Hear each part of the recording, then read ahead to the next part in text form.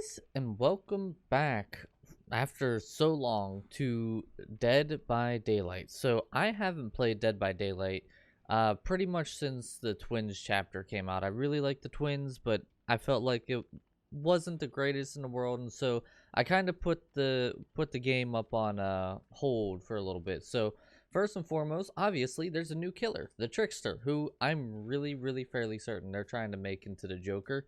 Like the new, I want to be a fuckboy Joker, not the I'm a evil villain. Look at how evil villainish I am.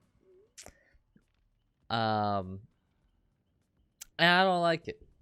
But we're gonna give it a good what for. I actually just learned that he came out today in the first place. I didn't know he was coming out at all. I got about 600k blood points. I should specify he came out today on the public test build. I should probably just do this. Hello? Excuse me. There we go. Alright, let's try to get some blood points. So, I put my DBD hat up for quite a bit of time, and I admittedly put it up because I was getting bored of the game. And I saw, like, on Twitter, Dead by Daylight behavior teasing with a whole bunch of Korean stuff. And I saw that there's a Korean survivor. I'll be going over the survivor here later and what it's like to play against him. I highly doubt I'll be able to get a Mori in this video. If I do, you probably already saw it, and then I'll have it again at the end of the video. But I don't have enough blood points to get a Mori for myself, so I'm gonna get to reading his story as well. So let me just throw in all of this blood points in a super speed manner. Super speed!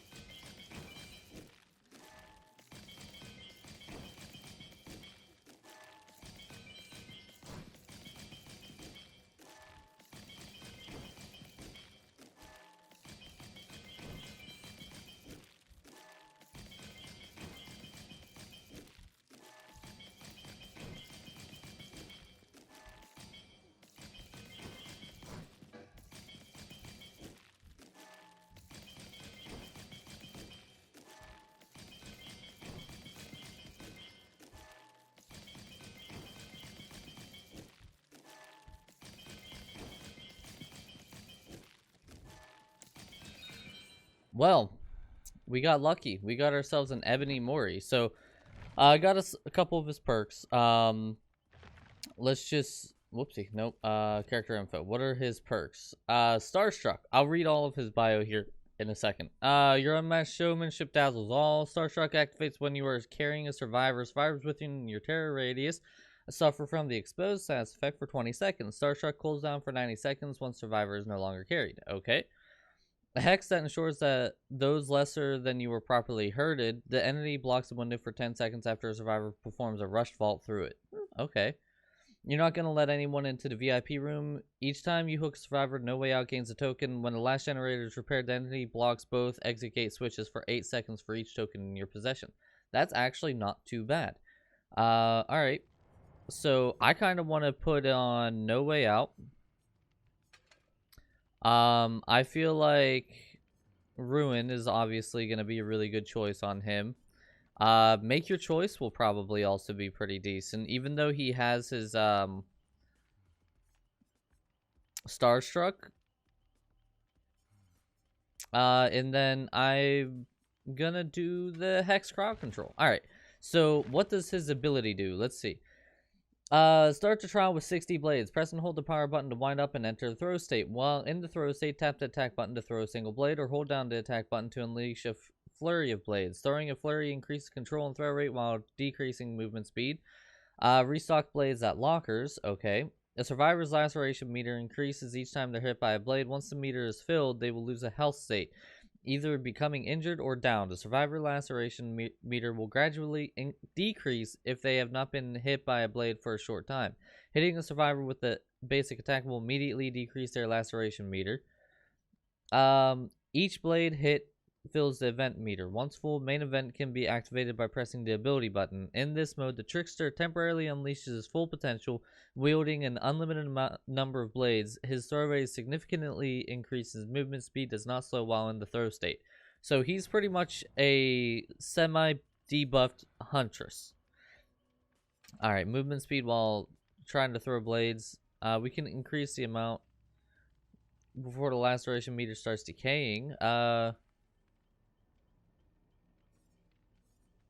Okay, we'll go with that. All right, and then obviously the Ebony the Mori. All right. Ji Woon Hak thrived under the attention of others, energized by every eye that watches him and every tongue that spoke his name. Amidst the prestige, he had only one desire: more. Even as a child, he found ways to draw crowds. Working at his family's restaurant, he attracted business with spectacles he performed using throwing knives. Gullible tourists believed this was a traditional South Korean experience, gladly parting with their money to witness it. Ji Woon's father spent the restaurant's earnings on dancing and vocal lessons for his son, pushing him to attain the fame he never could. Ji Woon did not disappoint after years showcasing his abilities to nobodies at talent shows. He hit the track to stardom. Yoon Jin Lee, a producer at Mighty One Entertainment, recruited Ji Woon into her training program. He transferred to a dormitory in Seoul where for 14 hours a day he was crafted into a star, taught how to move and sing and how to carry himself with the right balance of confidence and modesty. Draining as the process was, it worked. Yoon Jin selected Ji Woon to join the band No Spin, bringing a raw energy to their tracks. Fame was almost immediate. Ji Woon lived in a daze of interviews and adoration, and though the frenzied schedule exhausted his bandmates, he was invigorated. Each day was an affirmation that he was greater than the mediocrity society spewed out. But over time, the champagne grew stale. When he looked at his fans, he saw their joy and envy split 5 ways, thinned out between each band member. The validation that surged through him left a desperate yearning for more. Ji Woon kept up impressions, mimicking a charm long buried under loathing. He recorded the latest No Spin album with his bandmates, never missing a beat. After a lengthy lunch break, he returned to the studio to discover fate had granted him a gift. The scent of burning wires was unmistakable. He rushed to the control room, finding the door blocked by fallen speakers. On the other side, his bandmates pounded on the door, their cries accompanied by the crackling of flames. Ji Woon called to them, dashing to the speakers, grabbing one and stopping. He froze. Each breath was a conscious, deliberate process requiring all his attention. To nearby cries hardly audible until slowly he backed away. And then he heard it. They were screaming his name as they burned, screaming for him to save them. Ji Woon, Hak. It was the most beautiful thing he'd ever heard. When the fire crew arrived, his tears were genuine. Ji Woon was celebrated as a tragic figure, a hero who did all he could in a futile attempt to save his friends. Yoon Jin paraded him through interviews until it was time to rebrand. He was born as the Trickster, a solo artist who produced his own songs, sporting a soft heart beneath a wild exterior. But away from concert setups and television stages, something darker grew. He targeted those who lived alone, coming to them in the night. The first was a college student with a fire escape that led to her living room window. Ji Woon woke her with a baseball bat to the skull, binding her arms and legs, gagging her with a rag duct taped into her mouth. He tortured her for hours, dissecting her alive, yet there was something missing, a connection. He wanted to hear her pleading as he got her belly open, but all he received was muffled cries through a rag. He learned and adjusted. Victims had to be abducted, driven to an abandoned building where he could let their voices carry unrestrained emotion. He made music from them, prodding to the right places to evoke different types of shrieks and howls. Stabbing the quadratus lumborum elicited a long guttural wail, while slashing the carotid artery created a sound similar to a cat being strangled. Wow, that's dark. There was honesty in their suffering. Ji Woon recorded each session, synthesizing and working them into his songs, hiding them behind layers of melodies. He was elated from his work. He left hints for police, arranging a mink boa for a recent photo shoot around a victim's throat for his next killing. He removed the teeth from a man that a boxer in one of his music videos was without. During a particularly audacious plea for attention, he killed a fan he had met during a VIP meetup, replacing her eyes with his diamond cufflinks and writing "I have seen God" in blood across her chest. Each scene was a dazzling spectacle.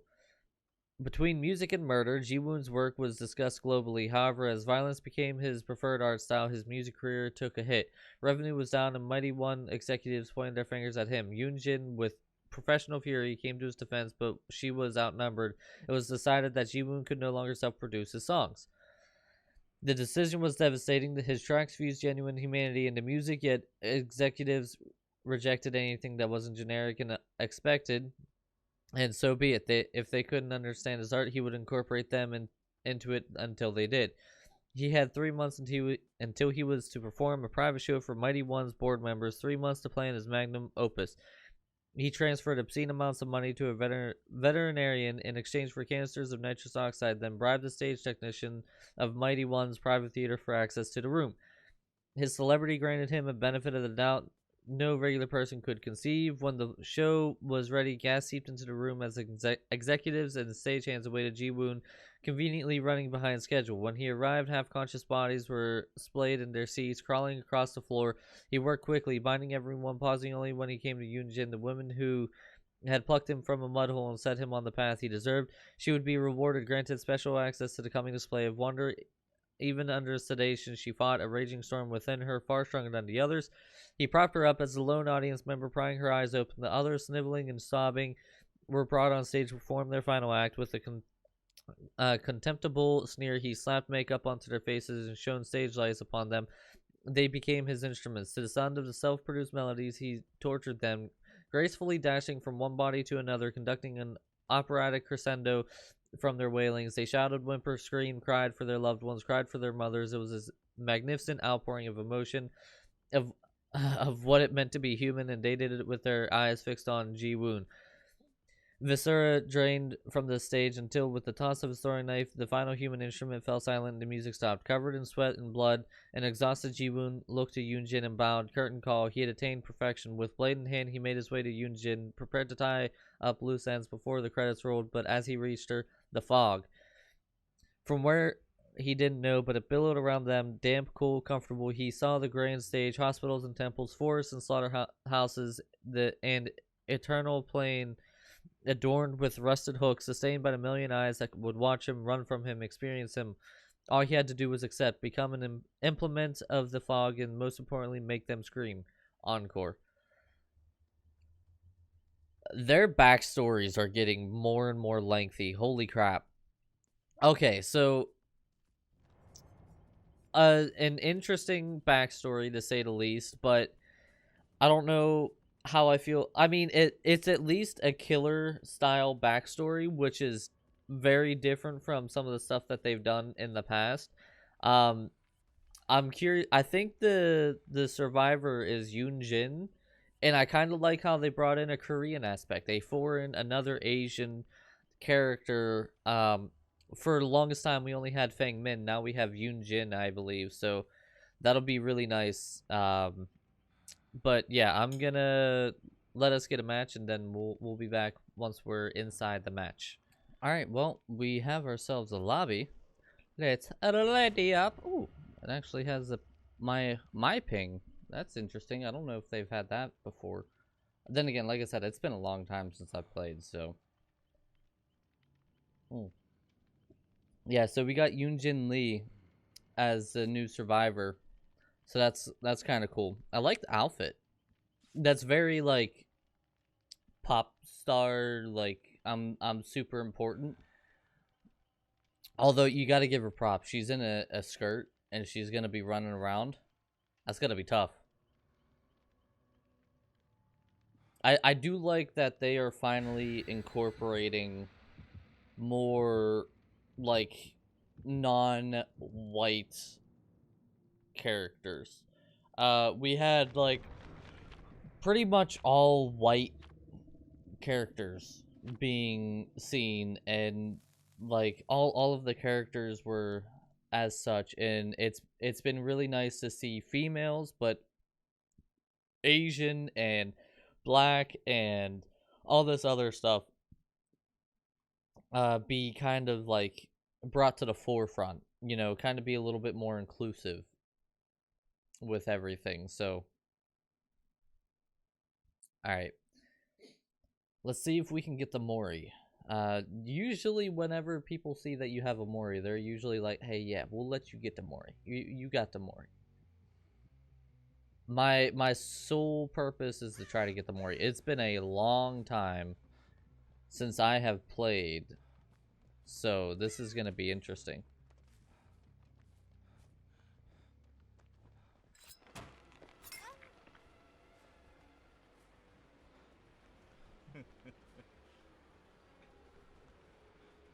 Okay. Ow. Someone is trying hard. Come here, Naya. I like the music, but it's a little loud.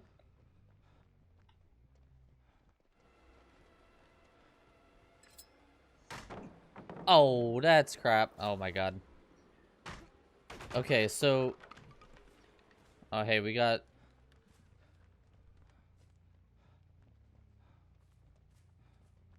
Is that Naya? Yeah. Oh, alright, so that... I see how the throw works. Got it.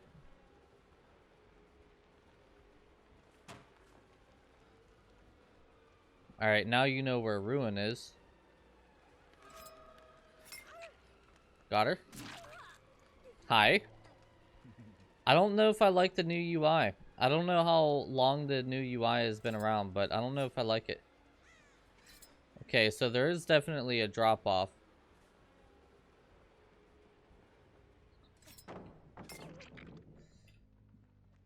It doesn't really say, like, where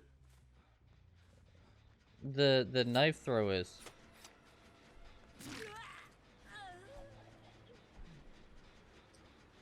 Alright, all we gotta do, I don't care about anything else. I just want to try him out.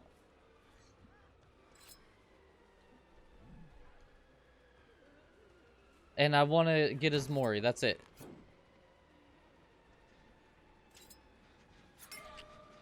Okay, got her.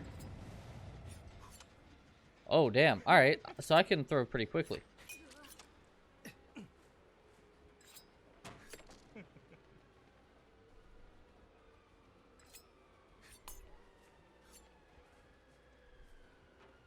Okay. So, my throwing capabilities are a lot faster than I thought they were. So that's good to know.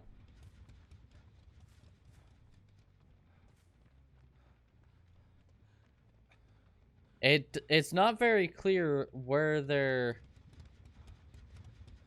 meter is for, like, when they get injured, though. Which is a little annoying.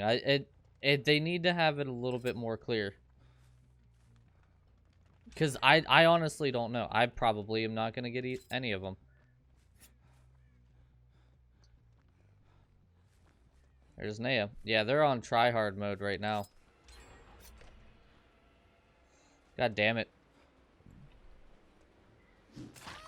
Haha, gotcha.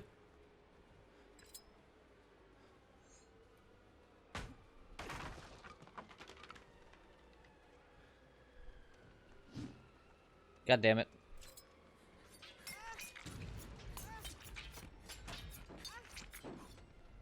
How many things do I need to hit her with? Damn, 360.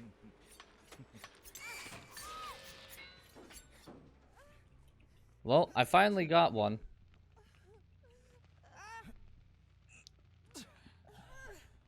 Jesus, it does not tell you how many you need to hit with, and it's a little obnoxious. I'm not gonna lie.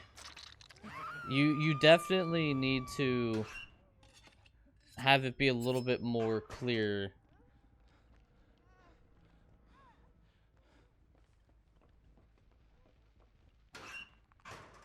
Nope.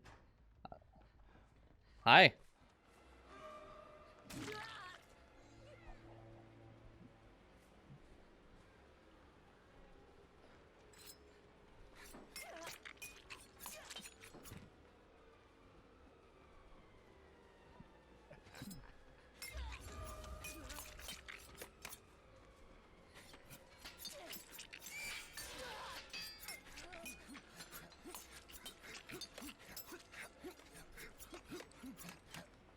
Jesus, you really start just tossing them like crazy. Okay, well, we got another one. I almost used every single knife there, but I got another one.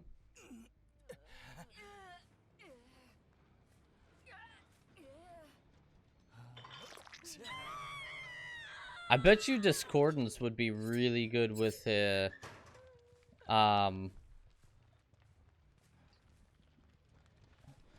hi. With the exposed one.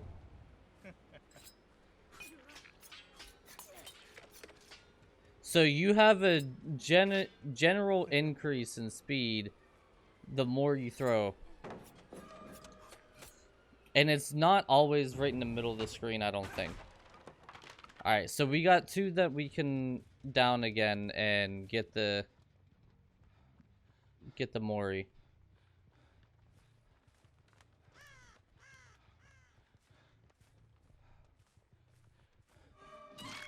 Hi. Are you my Moriable? No.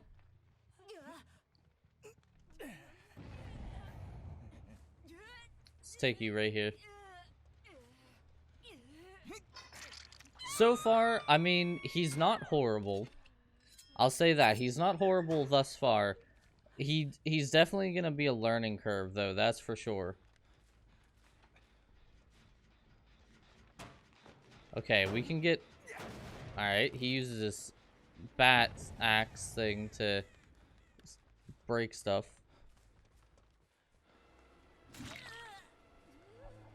I'm pretty sure Clark Lad is one that I've already hooked.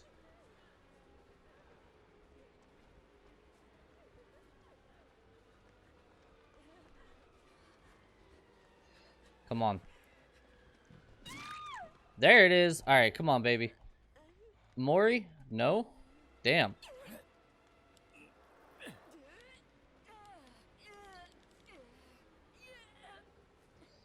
I don't know why people try to use flashlights. It doesn't work. Alright, so now all I have to do is down one more person and I'll get the Mori. Hi.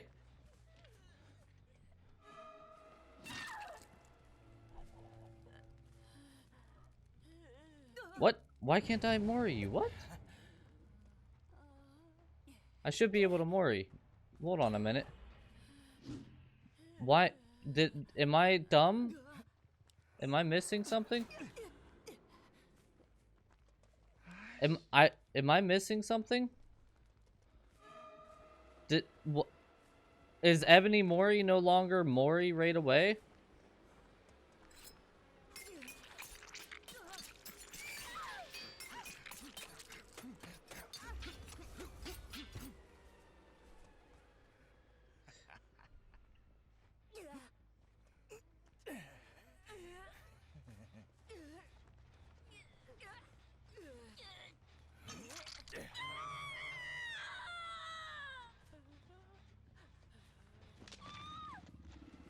Hi. Maybe it's only Mori on Death Hook?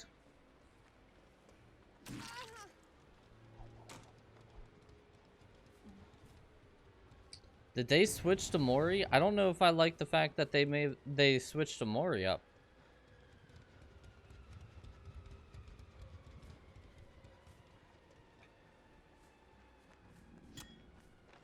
Damn it.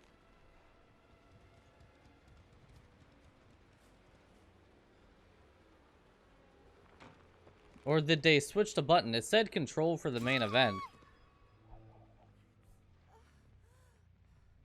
Nope. Didn't say control again, so...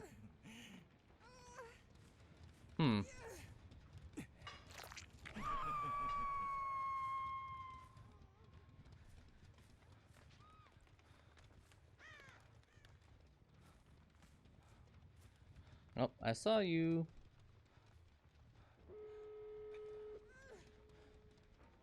You were right here. Hi.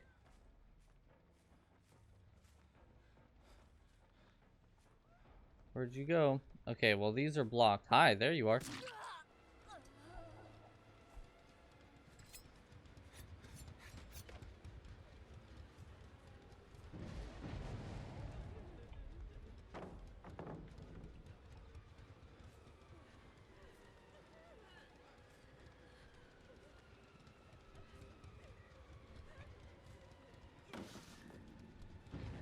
Okay.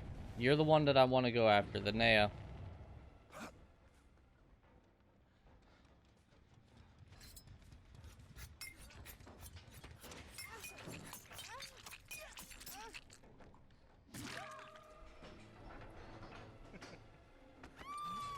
Yoink. Alright. Okay, decisive strike.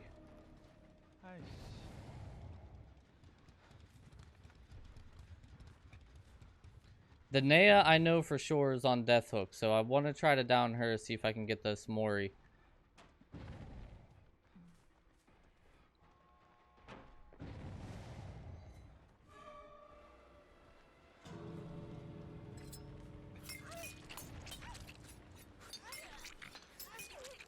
God damn it. I have a Mori, you assholes! Wow. Nothing like getting a whole bunch of tryhards. Wait, no, listen. Hey. Hey. Hey. I have a Mori. Come here. No? Okay. And then this Clark lad is just gonna be an asshat and just stand at the eggs and then not... Yep, there it goes. Well, there goes an Ebony Mori. I hate the fact that they switched to fucking Mori. That right there alone is enough for me to not want to play this game anymore. Why would you switch a fucking Mori? Who reached a second hook state by your hand during the next trial. It would not let me Mori them. What do you mean?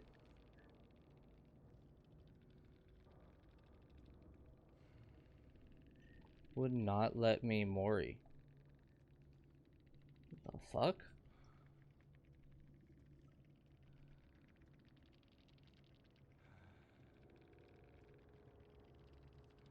That's bullshit. That is 110% bullshit.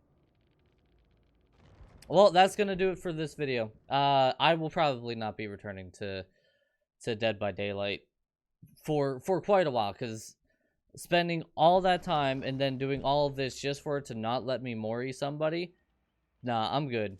So thank you guys so much for watching. Make sure you hit the like button. Let me know what you thought down in the comments below. Sorry I didn't get the Mori for you guys, but you know, fucking Dead by Daylight's always broken. So cool, I guess. And I will see all of you guys next time. Bye, guys!